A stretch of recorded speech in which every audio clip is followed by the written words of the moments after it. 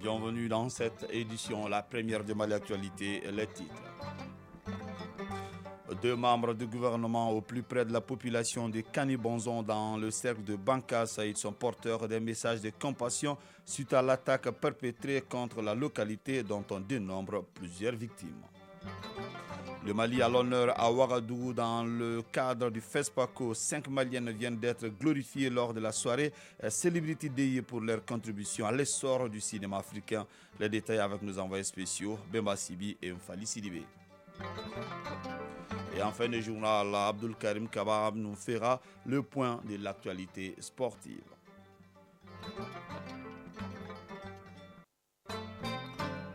Merci pour votre fidélité. Nous sommes heureux de vous compter parmi nous. Je le disais tout à l'heure, deux membres du gouvernement étaient au plus près, bien sûr, de la population de Kanibonzon dans le cercle de Bankassa. Ils sont porteurs d'un message de compassion suite à l'attaque perpétrée contre la localité dont on dénombre plusieurs victimes. Le forfait a été commis précisément le jeudi 23 février 2023. Boubacar Sankaré. Le village de Kanibonzon, chef-lieu de commune du même nom, situé à 18 km de Bankas dans la région de Banyangara, a fait l'objet d'une attaque terroriste le jeudi 23 février 2023. Le bilan est de 12 morts, 5 blessés et des dégâts matériels importants.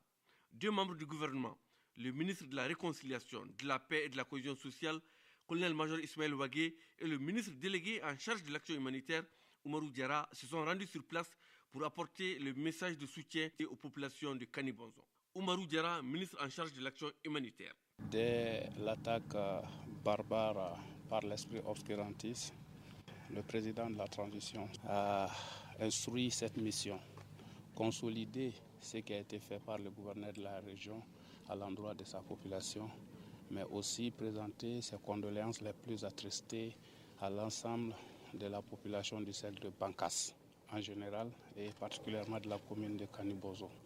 Les ministres ont ensuite rencontré la population et au cours des échanges, les habitants de Kanibonzon ont réclamé un poste de sécurité dans leur village. Ampura Togo, porte-parole. Au nom de toute la communauté de Kani, nous vous remercions et votre appui est très sensible. Nous avons besoin de la sécurité pour rester sur place. Oumarou Diarra, ministre délégué en charge de l'action humanitaire. Et la lutte contre le terrorisme, ça a besoin de l'implication de tous et le don de soi de tous. L'armée fera son travail. Avant de quitter le village de Kanibonzon, la mission gouvernementale a remis une enveloppe symbolique aux familles endeuillées avant de se recueillir sur les tombes des victimes. Mon petit Boubacar Sankaré Souleymane Tebsouké pour l'ERTM. Hier, 1er mars, c'était la journée mondiale de la protection civile. La date marque l'anniversaire de l'entrée en vigueur de la Constitution de l'Organisation internationale de la protection civile. La commémoration de l'événement dans notre pays se déroule dans un contexte marqué par la militarisation de la protection civile. La journée a permis d'informer et de sensibiliser la population sur le rôle majeur que jouent les soldats du feu. Le point de la cérémonie avec Adi Matina. Les soldats du feu, c'est-à-dire les éléments de la protection civile, honorent la tradition à travers cette cérémonie à l'occasion de la Journée mondiale de la protection civile. Décrétée par l'Organisation internationale de la protection civile, la journée, au-delà de son caractère festif, permet à ceux et celles qui portent secours et assistance à la population, des fois au péril de leur vie, de sensibiliser les citoyens sur les missions de la protection civile pour renforcer leur résilience face aux catastrophes. Général de brigade Boukari Kodjo, directeur général de la protection civile. Les risques liés aux catastrophes naturelles augmentent et constituent une menace croissante pour les pays et se caractérisent par une instabilité et une évolution rapide. S'il est établi que des investissements appropriés peuvent éviter que des risques ne se transforment en catastrophes, encore faut-il disposer de données précises et fiables sur les risques existants. Concernant le thème, rôle des technologies de l'information dans l'évaluation des risques, le directeur dira que notre pays a déjà pris le devant avec la mise en place d'instruments efficaces de gestion des catastrophes. De nos jours, la protection civile affiche un nouveau visage. Général de brigade Boukari Kodjo, directeur général de la protection civile. L'année écoulée aura été l'une des plus prolifiques en matière d'acquisition de matériel d'intervention jamais enregistré à la protection civile.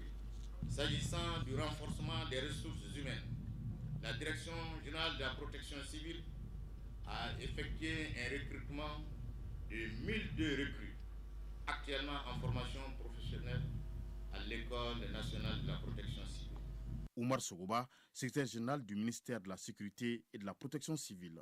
La protection civile en République du Mali est en train de s'assumer. Et en cela, l'État avec. Parce que qui parle de s'assumer au nom d'un corps donné, il faut bien que l'État donne les moyens. C'est pour cela que nous devons saluer la population elle-même qui a consenti ce sacrifice-là, qui a bien voulu qu'on puisse financer. L'assistance a découvert lors de cette commémoration la nouvelle application mise en œuvre par la Direction générale de la protection civile dénommée SOS Sécurité. Une application smartphone de collecte d'informations et d'alerte précoce multirisque sous couverture Internet. Outre le défilé des éléments, les nombreux moyens roulants acquis par la protection civile ont aussi été montrés au public. Intensifier la lutte contre la corruption à travers des débats et des activités culturelles et sportives. Voilà l'objectif de la semaine de Jeunes contre la corruption. Elle est organisée par les communautés de pratique en matière de lutte contre la corruption, CPLC. Le thème de cette année est « Construire ensemble un monde unique contre la corruption ». Batraouri.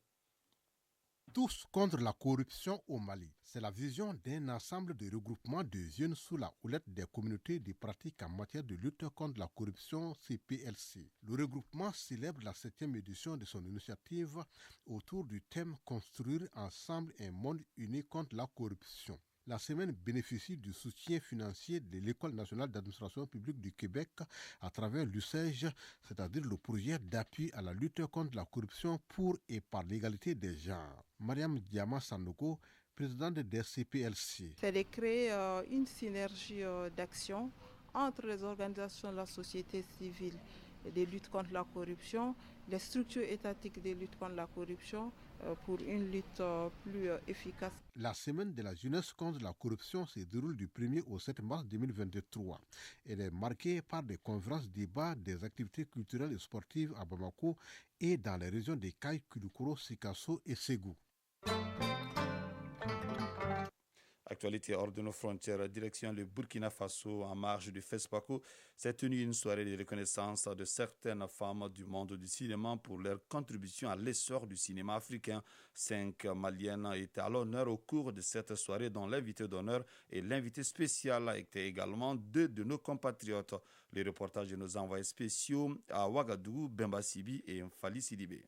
Le Mali est l'invité d'honneur du FESPACO 2023 et certaines actrices du 7e art malien ont été honorées avec un trophée de reconnaissance à la faveur du Celebrities Day, un événement qui se tient en marge du rendez-vous africain du cinéma et de la télévision et récompense la contribution de ces Amazones à l'essor du cinéma continental. Salimata Tapili, lauréate du Celebrities Day. C'est le résultat d'un dur labeur pour ce cinéma malien. Fatoumata Koulibaly, lauréate du Celebrities Day. À toute la jeunesse, travailler d'arrache-pied pour nos pays, qu'on soit réalisatrice, qu'on soit comédienne, qu'on soit caméraman, travaillons pour que ce mal qui nous ruine, qui est le terrorisme, qu'on puisse l'écarter. Ce sont 5 Amazones du cinéma malien qui ont reçu des prix au cours de cette soirée. Parmi elles, Fatoumata Diawara, qui est d'ailleurs l'invité d'honneur de cette 4e édition. L'invité spécial est également une femme leader du Mali qui n'est pas du monde du cinéma, mais incarne les mêmes valeurs de combativité.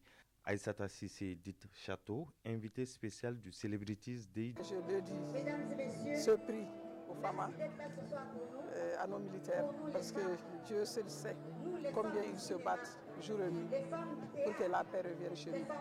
A noter que la soirée du Celebrities Day 2023 a été présidée par les ministres de la Culture du Mali et du Burkina Faso. Ouagadougou, Bemba Sibi, Mfali Sidibé.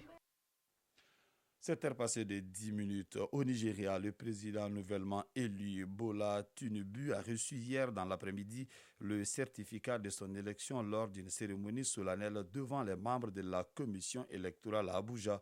Même chose pour le vice-président élu. À cette occasion, Bola Tinubu a tenu un discours où il appelle ses opposants à travailler avec lui. Des opposants qui annoncent des recours pour contester l'élection. 25 adolescents congolais dont les filles ont été enlevés mardi 28 février dans le nord de la République démocratique du Congo. C'était suite à une attaque dans le territoire d'Ango frontalier avec la Centrafrique et le Soudan du Sud.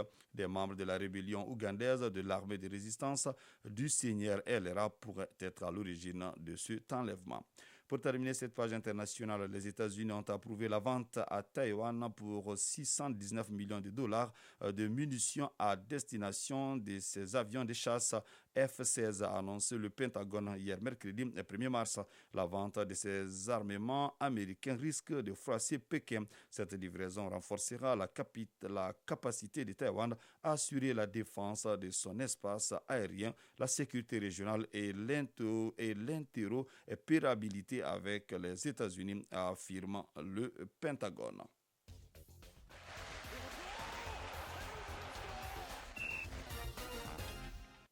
7 heures passées de 12 minutes. À présent, la page sport développée ici par Abdul Karim Kaba.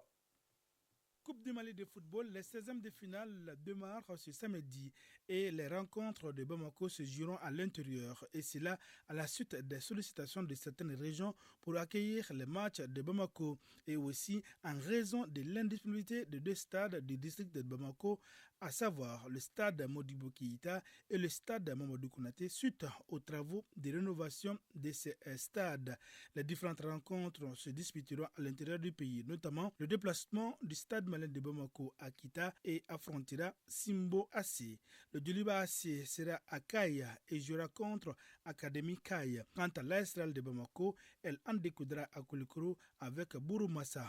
Outre ces matchs samedi, il y aura entre autres US Bougouni, USC Kita, Étoile du Mandé 11 créateurs de Nyarela, FC Tamba Isfas, Djigia AC et Binga FC. Sur le continent, la CAN des moins de 20 ans domine les débats. Place cet après-midi au coup d'envoi des quarts de finale. Ainsi, le Sénégal jouera contre le Bénin. L'Ouganda sera opposé au Nigeria. Et demain vendredi, ces quarts de finale prendront fin avec les oppositions Gambie, Soudan du Sud et Congo, Tunisie. Rappelons que la phase finale de la CAN des moins de 20 ans a démarré le 19 février dernier en Égypte et prendra fin le 11 mars prochain. Basketball à présent, mettre les acteurs au même titre d'information, c'est l'objectif d'une rencontre ce jeudi. C'est là pour partager les nouvelles modifications des textes avant l'ouverture du championnat national. Il s'agit pour la Fédération malienne de basketball de mettre tous les acteurs au même niveau d'information. L'ouverture du championnat étant prévue pour demain vendredi, la Fédération malienne de basketball invite donc les acteurs au Palais des Sports Salamatou Maïga aujourd'hui pour cette session. Et pour terminer cette page des sports par la leçon du sport, et aujourd'hui elle nous parle du marathon et ses conditions techniques de pratique. La leçon du sport du jour, c'est avec Isaac Tchenou. Le marathon est une épreuve sportive individuelle de course à pied qui se dispute généralement sur route et sur une distance de 42 km 195 mètres. Le marathon fait donc partie des catégories de courses hors stade. Cette distance de 42 km 195 mètres du marathon a une histoire. Adama Kone, officiel technique international. La distance 42 km 195 a été fixée lors des Jeux olympiques de 1908 à Londres. C'est la distance qui sépare le Palais Royal, le Birmingham Palace et le stade Wembley. Lors des Jeux olympiques de 1908 à Londres, le départ du marathon a été donné devant le Palais Royal, le Birmingham Palace, et l'arrivée s'est déroulée dans le mythique stade Wembley de Londres. Si le marathon est l'une des courses sur route, plusieurs autres épreuves sur route existent, nous explique Adam Kone. Les courses sur route sont les 5 km sur route, les 10 km sur route, les 15 km sur route, le semi-marathon qui fait 21 km 098, le marathon qui fait 42 km 195 et la course à l'heure. Ce sont donc des compétitions d'athlétisme qui se déroulent sur un terrain particulier.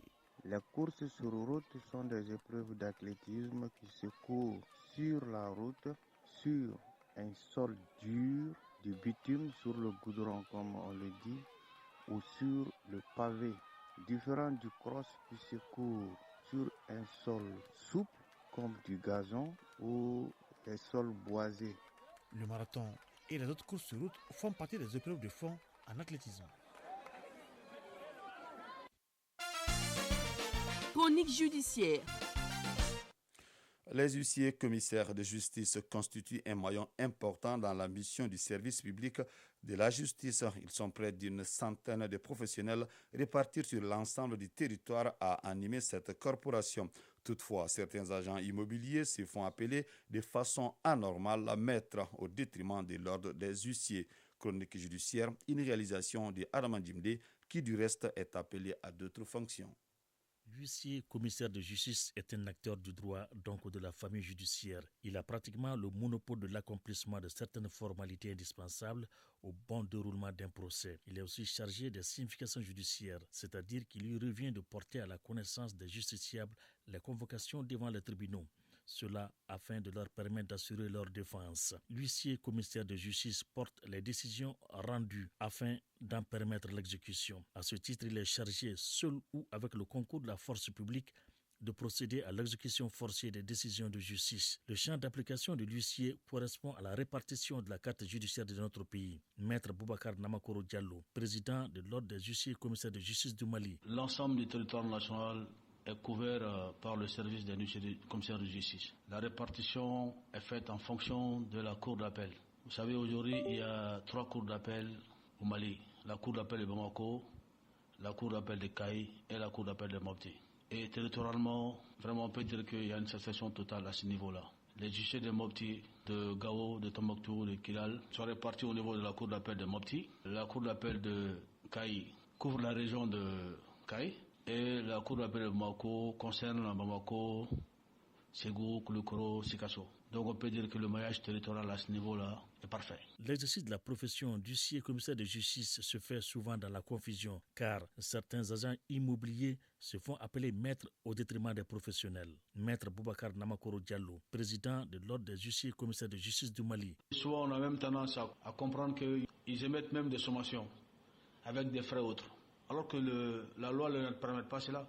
Ils ne sont pas des huissiers de justice, ils ne sont pas des agents assermentés, habilités à faire ce travail. Ces huissiers de justice, pour entrer dans cette fonction, il y a un concours qui est organisé par l'État et l'Ordre. Le concours est sanctionné par un diplôme et après il y a une formation théorique d'1 année, une formation pratique d'1 année, donc c'est 2 ans de formation avant l'installation en son propre compte. Donc c'est différent. Il y a une nouvelle structure qui est créée, l'administrateur des biens. Donc c'est eux qui s'occupent un peu des agents immobiliers. Ils ne sont pas des huissiers, ils sont différents des huissiers. Mais bon, et certains nous disent qu'ils procèdent à des recouvrements, mais ce n'est pas légal, ce n'est pas normal. Ils peuvent recouvrir les loyers, mais pas un recouvrement forcé. S'ils ont des difficultés à ce niveau-là, ils doivent requérir le service des huissiers de justice. Aujourd'hui, il y a sur le territoire national à peu près 95 huissiers de justice. Nous envisageons même prochainement un recrutement. Par ailleurs, l'huissier peut procéder à la demande des citoyens à des missions de conciliation dans le cadre notamment d'opérations de recouvrement de créances ou de constatation matérielle. 7h passées de 19 minutes, c'est donc la fin de cette édition qui vous a été présentée par Foussini Tunkara. Alou Koulibaly a assuré la mise en onde, une édition coordonnée par Ousmane Dao et Aziz Koulibaly a assuré la mise en ligne. Prenez bien soin de vous. Bonne journée, que le bon Dieu nous assiste.